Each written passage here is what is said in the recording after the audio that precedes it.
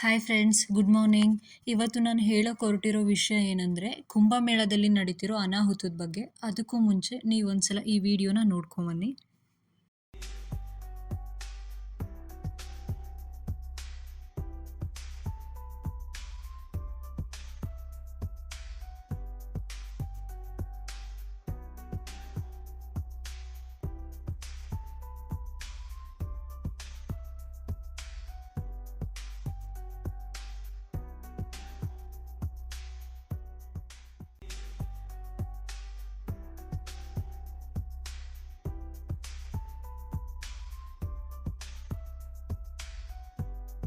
Video ನೋಡಿದ್ರಿ ಅಲ್ಲ, ಎಷ್ಟು ಜನಗಳು ಸೇರಿದ್ದಾರೆ, ಎಷ್ಟು ರಶ್ ಇದೆ ಅಂತ.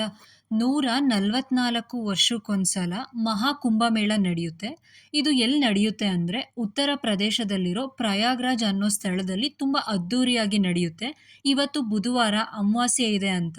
ಅಮಾವಾಸ್ಯೆ ದಿನ ನದಿಲಿ ಸ್ನಾನ ಮಾಡಿದ್ರೆ ಅಮೃತ ಸ್ನಾನ ಮಾಡ್ದಂಗೆ ಅಂತ ಕೋಟಿಗಟ್ಟಲೆ ಜನಗಳು ಹೋಗಿದ್ದಾರೆ.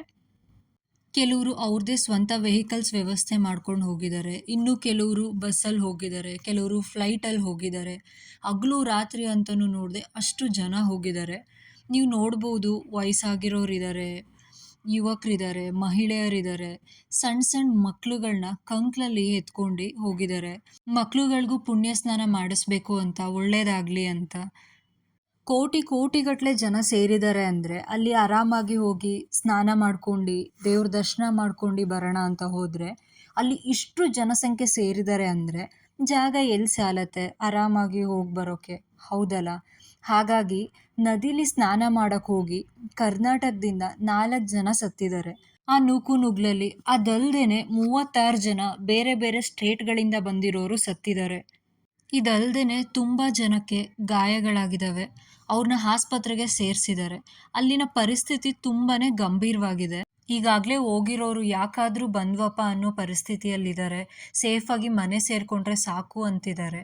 ಹಾಗಾಗಿ ನೀವೇನಾದರೂ ಅಲ್ಲಿಗೆ ಹೋಗಬೇಕು ಅಂತಿದ್ರೆ ದಯವಿಟ್ಟು ಹೋಗಬೇಡಿ.